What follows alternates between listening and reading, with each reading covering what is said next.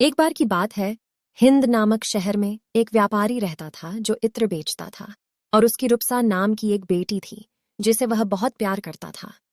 रूपसा की एक दोस्त थी जो कि एक परी थी। रूपसा और उसकी परी मित्र दोनों राज्य हिंदुस्तान में नृत्य और गायन कला में सर्वश्रेष्ठ थे।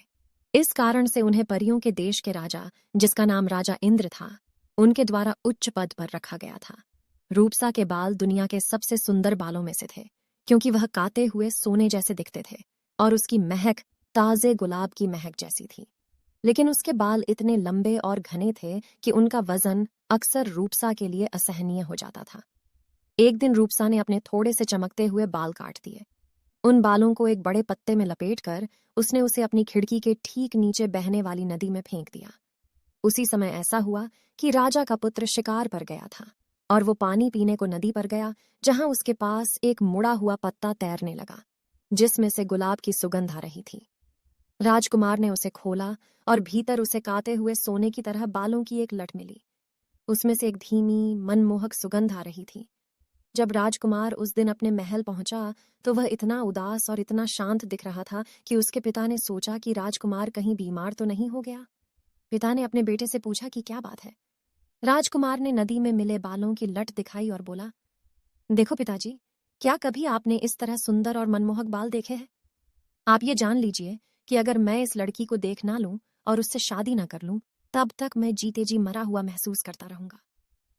तब राजा ने तुरंत अपने सारे राज्य में दूतों को भेजा कि वह उस लड़की को ढूंढ निकाले जिसके बाल काते हुए सोने के समान दिखते हों। काफी खोजबीन के बाद अंत में उन्हें पता चला कि वह लड़की एक इत्र व्यापारी की बेटी है। इस सारी घटना की बातें तेजी पूरे राज्य में फैलती है। जल्द ही रूपसा ने यह भी सुना। उसने अपने पिता से कहा, यदि बाल मेरे हैं और राजा चाहता है कि मैं उसके बेटे से शादी करूं, तो मुझे ऐसा करना चाहिए। लेकिन आप राजा से मेरी एक शर्त मानने के लिए कहें कि शादी के बाद मैं पूरे दिन महल में रहूंगी, लेकिन जैसे ही रात होगी मैं अपने पुराने घर लौट आऊंगी। उसके पिता ने आश्चर्य से उसकी बात सुनी, लेकिन कुछ भी नहीं बोले, क्योंकि वह जानता था कि रूपसा उससे ज्यादा समझदार है। बेशक बाल रूपसा के थे, और जल्द ही राजा ने इत्र व्यापारी को बुलाया और उससे कहा कि वह चाहता है कि उसकी बेटी की शादी राजकुमार से हो। व्यापारी ने अपना सिर 3 बार जमीन पर झुकाया। उसने कहा, है राजन, आप ही हमारे स्वामी हैं और जो कुछ आप हमसे कहते हैं वह हम करेंगे। किंतु मेरी बेटी केवल इतनी अनुमति चाहती है कि यदि शादी के बाद वह पूरे दिन महल में रहती है तो उसे हर रात अपने पुराने घर लौटने की अनुमति दी जाए। राजा को ये एक बहुत ही अजीब अनुरोध लगा, लेकिन राजा ने सोचा कि आखिरकार यह उसके बेटे का मामला है और लड़की निश्चित रूप से जल्द ही आने जाने से थक जाएगी, इसलिए उसको इस शर्त को मानने में कोई कठिनाई नहीं लगी। राजा के हाँ कहते ही फटाफट सारी तैयारियां कर ली गईं और शादी भी बड़े हर्षोल्लास के साथ की गई। राजकुमार भी रूपसा की शर्त से ज्यादा चिंतित नहीं था, बल्कि वो इस बात से ही बहुत खुश था कि वह कम से कम दिन में अपनी दुल्हन को देखेगा, बातें करेगा और उसके साथ समय बिता पाएगा। लेकिन उसकी ये खुशी तब निराशा में बदल गई जब उसने पाया कि रूपसा कुछ नहीं करती। वो पूरे समय एक स्टूल पर बैठी रहती है, उसका सिर उसके घुटनों पर आगे झुक रहता है और राजकुमार भी उसे एक भी शब्द कहने के लिए राजी नहीं कर सका। हर शाम उसे एक पालखी में बिठाकर वापस उसके घर ले जाया जाता था, जिसे 4 आदमियों के कंधों पर डंडे से ढोया जाता था। उस समय का एक परिवहन जिसे पालकी कहा जाता था। हर सुबह रूपसा भोर के तुरंत बाद लौट आती थी, लेकिन उसके होठों से न तो कोई शब्द निकला और न वह दिन भर किसी तरह के भाव अपने चेहरे पर लाती। राजकुमार को पता ही नहीं चलता कि उसके जीवन में क्या चल रहा है। दुखी और परेशान राजकुमार महल के पास एक पुराने और सुंदर बगीचे में घूम रहा था जब वह बूढ़े माली के पास आया। इस माली ने राजकुमार के परदादा की सेवा की थी। जब बूढ़े माली ने राजकुमार को देखा तो वह आया और उसके सामने झुककर कहा, बच्चे, तुम इतने उदास क्यों लग रहे हो? क्या बात है? राजकुमार ने उत्तर दिया, मैं दुखी हूं क्योंकि मैंने सितारों की तरह प्यारी पत्नी से शादी की है, लेकिन वह मुझसे एक शब्द भी नहीं बोलती और मुझे नहीं पता कि मुझे क्या करना चाहिए। रात के वक्त वह मुझे छोड़ देती है, अपने पिता के घर में चली जाती है। प्रतिदिन वह मेरे पास तो होती है, लेकिन सिर्फ बैठी रहती है मानो पत्थर हो गई हो, और जो कुछ मैं कहूं या करूं वो प्रतिसाद नहीं देती। माली ने राजकुमार से उसकी प्रतीक्षा करने को कहा। थोड़ी देर बाद वह 5-6 छोटे पैकेट लेकर वापस आया, जिसे उसने युवक के हाथ में रख दिया। उसने कहा, कल जब आपकी दुल्हन महल छोड़ती है तो इन पैकेटों में से किसी एक से पाउडर को अपने शरीर पर छिड़कें। ऐसा करने से आप अदृश्य हो जाएंगे, लेकिन आप सब कुछ स्पष्ट रूप से देख पाएंगे। राजकुमार ने उसे धन्यवाद दिया और पैकेट को ध्यान से अपनी पगड़ी में रख दिया। अगली रात जब रूपसा अपने पिता के घर जाने लगी तो राजकुमार ने अपने ऊपर जादू का पाउडर छिड़का और फिर उसके पीछे पीछे दौड़ा। वास्तव में वह हर किसी के लिए अदृश्य था, हालांकि वह हमेशा की तरह सब कुछ देख और महसूस कर रहा था। पालकी के पीछे पीछे वो इत्र व्यापारी के घर की ओर चल दिया। वहां उसकी दुल्हन घर में दाखिल हुई। वह चुपचाप उसके पीछे पीछे गया। रूपसा अपने कमरे में चली गई, जहां 2 बड़े बड़े बर्तन रखे थे। एक गुलाब के जल से भरा हुआ था और एक पानी का था। इनसे उसने नहाया और फिर उसने अपने पैरों में चांदी के पायल पहने और अपने गले में मोतियों की डोरियों को लपेटा, जबकि गुलाब की एक माला उसके सिर पर थी। पूरी तरह से तैयार होने पर वो 4 पैरों वाले स्टूल पर बैठ गई, जिसके ऊपर रेशमी पर्दों वाला एक छत्र था। उसने अपने चारों ओर खींचा, फिर उसने पुकारा, उड़ो आसन उड़ो। वो स्टूल तुरंत हवा में ऊपर उठ गया।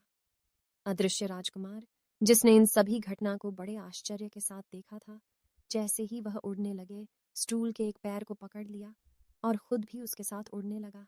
कुछ ही देर में वे रूपसा की परी मित्र के ठिकाने पहुंचे। परी दहलीज पर इंतजार कर रही थी।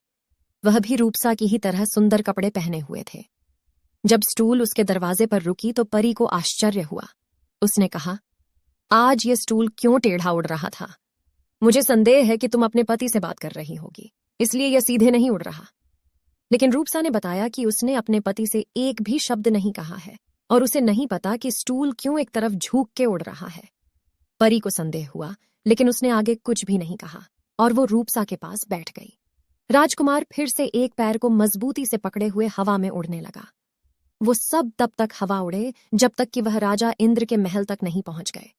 सारी रात रूपसा और परी इंद्र के सामने गाती और नृत्य करती थीं, जबकि वहां एक संगीत वाद्य यंत्र था जिससे जादू की धुन अपने आप में बजती थी। राजकुमार ने अब तक इतना मोहक संगीत कभी नहीं सुना था। उसे सुनकर राजकुमार काफी रोमांचित हुआ। भोर से ठीक पहले राजा ने रुकने का संकेत दिया। फिर से दोनों स्त्रियां स्टूल पर बैठ गईं और राजकुमार एक पैर से लटक गया। वह वापस धरती पर चले आए। परी को उसके ठिकाने पर छोड़कर वो रूपसा और उसके पति को सुरक्षित रूप से इत्र व्यापारी की घर में ले आया। यहां राजकुमार धरती पर आते ही सीधे अपने महल की ओर बढ़ा। जैसे ही वह अपने कमरों की दहलीज से गुजरा, वह फिर से दिखाई देने लगा। फिर वह एक सोफे पर लेट गया और रूपसा के आने का इंतजार करने लगा। जैसे ही वह आई, वह बैठ गई और हमेशा की तरह चुप रही। उसका सिर घुटनों पर झुक गया। कुछ देर तक कोई आवाज नहीं सुनाई दी। अचानक राजकुमार ने कहा, मैंने कल रात एक अद्भुत सपना देखा था। वो तुम्हारे बारे में था। मैं तुम्हें यह बताने जा रहा हूं। हालांकि तुम इस पर ध्यान दोगी या नहीं मैं नहीं जानता। रूपसा ने वास्तव में उसकी बातों का कोई जवाब नहीं दिया और हमेशा की तरह शांत रही। लेकिन इसके बावजूद उसने बिना किसी विवरण को छोड़े वह सब कुछ बताया जो उसने शाम को देखा था। और जब उसने उसके गायन की प्रशंसा की और उसकी आवाज थोड़ी कांप उठी, रूपसा ने उसे देखा, लेकिन उसने कुछ नहीं कहा। हालांकि उसके मन में वह आश्चर्य से भर गई थी। क्या सपना है? उसने सोचा। क्या यह एक सपना हो सकता है? वह एक सपने में कैसे देख सकता था जो मैंने किया है? फिर भी वह चुप रही। केवल उसने एक बार राजकुमार की ओर देखा और फिर सारा दिन पहले की तरह रही और उसका सिर उसके घुटनों पर झुका हुआ था। जब रात हुई, राजकुमार ने फिर से खुद को अदृश्य कर लिया और उसके पीछे हो लिया। फिर वही बातें हुईं जो पहले हुई थीं, लेकिन रूपसा ने पहले से बेहतर गाया। सुबह राजकुमार ने दूसरी बार रूपसा को वह सब बताया जो उसने देखा था, यह दिखावा करते हुए कि उसने उसका सपना देखा था। उसकी बात खत्म होने के ठीक बाद रूपसा ने उसकी ओर देखा। उसने कहा, क्या यह सच है कि आपने यह सपना देखा था या आप वास्तव में वहां थे? मैं वहां था, राजकुमार ने उत्तर दिया। लेकिन तुम मेरा पीछा क्यों करते हो? रूपसा ने पूछा।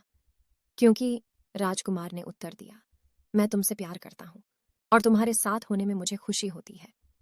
इस बार रूपसा की पलकें झुक गईं, लेकिन उसने और कुछ नहीं कहा और बाकी दिन चुप रही। हालांकि शाम को जैसे ही वह अपनी पालकी में कदम रख रही थी, उसने राजकुमार से कहा, अगर तुम मुझसे प्यार करते हो तो आज रात मेरा पीछा न करके इसे साबित करो। और राजकुमार ने जैसा रूपसा ने चाहा वैसा ही किया और वह घर पर ही रहा। उस शाम जब वह और उसकी सहेली ने जादुई स्टूल पर हवा में उड़ान भरी तो वह इतनी अस्थिर रूप से उड़े कि वे मुश्किल से अपनी जगह पर बैठ पा रहे थे। अंत में परी ने कहा, इतने झटके लगने का एक ही कारण हो सकता है कि तुम अपने पति से बात कर रही होगी। और रूपसा ने उत्तर दिया, हाँ मैं बात कर रही हूँ, पर अब और नहीं करूंगी। उस रात रूपसा ने इतना अद्भुत गाया कि अंत में राजा इंद्र उठे और कहा कि वह जो कुछ भी चाहे वह मांग सकती है और वह उसे दे देंगे।